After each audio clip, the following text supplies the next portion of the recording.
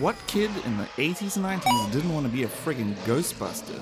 I mean, your options were basically limited to imagination and video games, so obviously video games were the solution. Okay, that's not entirely true, because I still built my own proton pack out of toilet rolls and cardboard as a kid. Dark times. Oh, great times. But I digress. There have been many Ghostbusters video games throughout the years, so if you had an NES, odds are you played Ghostbusters too. Ugh, look at this thing. It ain't pretty, but let me reiterate, if you lived in North America, then this is what you'd be playing. But this is not the Ghostbusters 2 I'm talking about today. Oh no. New Ghostbusters 2 was both developed and published by HAL Laboratory in 1990 in Japan and 1992 in the PAL region. Due to licensing issues with Activision, New Ghostbusters 2 was never released in North America, so players were stuck with Activision's abortion of a game. And back in the day, it was lambasted, rightly so, by the likes of CVG, Electronic Gaming Monthly, and so forth, citing poor graphics, lack of variety. You get the picture. It was a dumpster fire.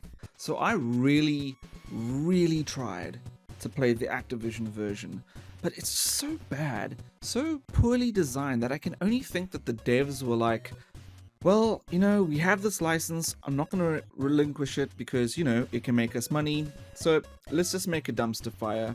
It doesn't matter because people are still going to buy it. That's the thought process that I can think they must have used. Because there's just no other explanation. It's basically unplayable. It blows my mind that the HAL Laboratory version just didn't get more media coverage, or coverage of any kind for that matter. It's vastly superior to Activision's garbage. So I only found out about HAL Laboratory's version a few days ago in an article that popped up on one of my news feeds, and well, here we are. Just look at this thing. Not only do you get chibi characters, but each of the Ghostbusters is discernible from the next. And you can even play as Louis Tully. I mean, I had absolutely no desire to, but he's there. It is also the only version of Ghostbusters 2 in existence that allowed you to play as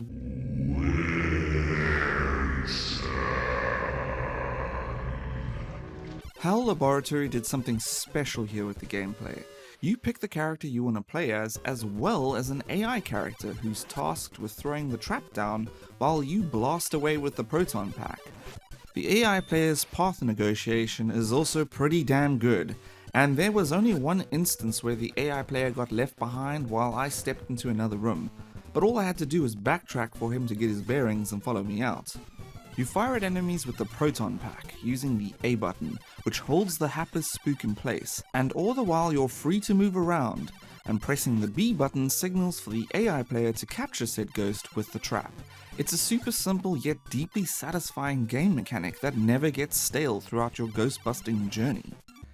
So I was looking up trivia for New Ghostbusters 2 because there isn't much information about this game. It's really under the radar.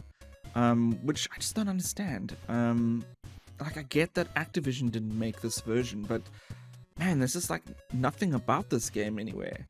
But I did manage to find something. So I also read the Ghostbusters and Teenage Mutant Ninja Turtles IDW publications, and they reference New Ghostbusters 2 several times throughout the publication. With the Get Real series, you can see the characters with Slimer on one of the pages.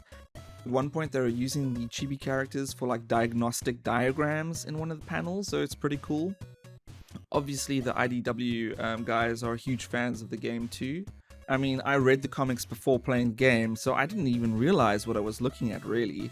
I just thought it was some kind of cool little chibi sprite that they added for the hell of it, and turns out they're actually referencing the game the whole time, which makes sense because, I mean, in many of the panels there's arcade cabinets in the background as well, and in the background on the corkboards they've got boss battles from the game pinned and all kinds of things, all these little Easter eggs that flew completely under the radar.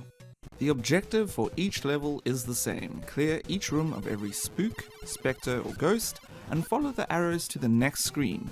Once every room is cleared, you'll have to throw down with the boss. Pretty simple premise, but it works, and in between, from time to time, you're greeted by a little bit of exposition that propels the story along. A story that follows the movie quite closely, I might add, in an obviously simplified fashion, of course. By no means is New Ghostbusters 2 the most challenging NES title. You'll be able to get through it in an hour or so, provided you don't get too cocky and take the threats for granted.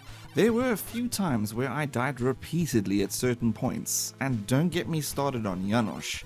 I mean, he could do some pretty cool things in the movie, but I don't recall him being able to do that.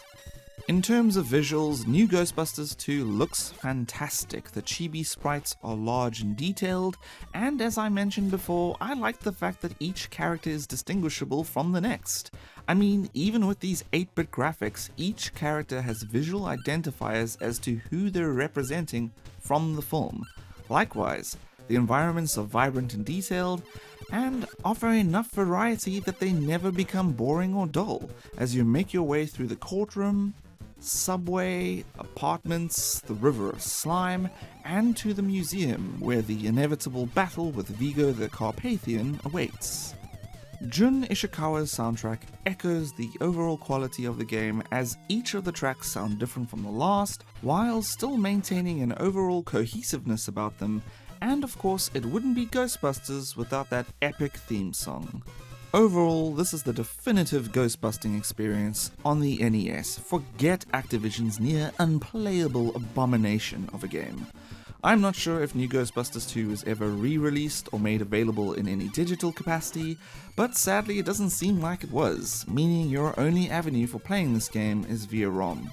It's not a perfect game, but it easily could have been, had Hell Laboratory pushed the gameplay a little beyond the core mechanics and added a touch more variety, but I'm really just nitpicking here, as Ghostbusters 2 is a solid NES title that certainly deserves more recognition than what it got. Well, that's it for this year's Spooky Bits. I realize it's been a minute since I last released a video, but you know, better late than never, right? I didn't have one last year, which was a shame, but you know, a lot of shit happened, so here it is. I wasn't even actually going to do Ghostbusters 2, I had another game lined up, and then this one crossed my path, and I was like, well, you know, screw that other game, this is so much better, you know, what a find. Anyway, so, yes, I hope you enjoyed it, and... What is that? Okay. I'm gonna go see what that is.